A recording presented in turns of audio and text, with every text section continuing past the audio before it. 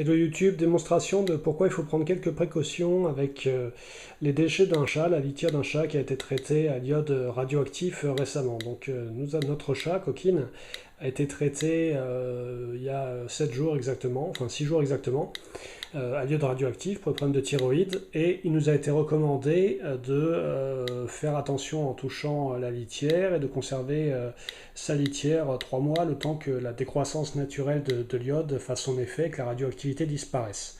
Donc là, je suis dans la cuisine, on a un nombre de détections par minute qui est entre 40 45 détections par minute, ce qui est un tout petit peu au-dessus de la norme, mais franchement pas du tout. Par contre, qu'est-ce qui se passe quand on s'approche de la litière? On va voir que la radioactivité augmente.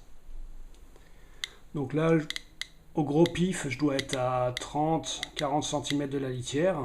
On voit déjà, ça monte un petit peu. 75 détections 80 par minute. Et ça continue de monter parce que ça fait en fait la moyenne sur la dernière minute écoulée.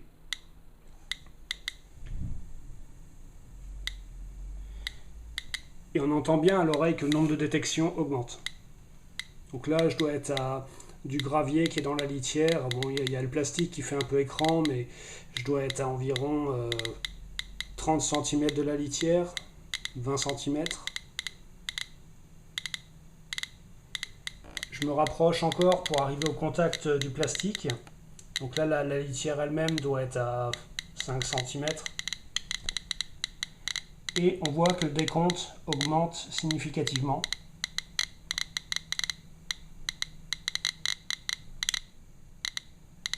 On vient de dépasser les 700 détections par minute. Et on sent que le compteur Gégère crépite bien quand même.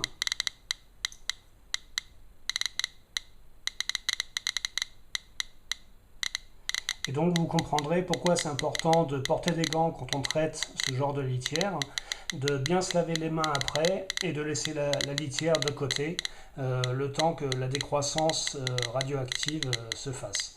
Donc au bout de 3 mois, la radioactivité sera divisée par 1000. Donc on pourra considérer que toute l'iode radioactive aura disparu. Pourquoi cette période de 3 mois? L'iode radioactif a une période d'environ 8 jours, ce qui veut dire que sa radioactivité est divisée par 2 tous les 8 jours. Et donc au bout de 10 périodes, on divise la radioactivité par 1000. Donc 10 périodes, c'est 10 fois 8 jours. 80 jours qu'on arrondit à 90, ça fait tout juste 3 mois. Voilà YouTube, je vous dis à bientôt pour de nouvelles expériences. Ciao.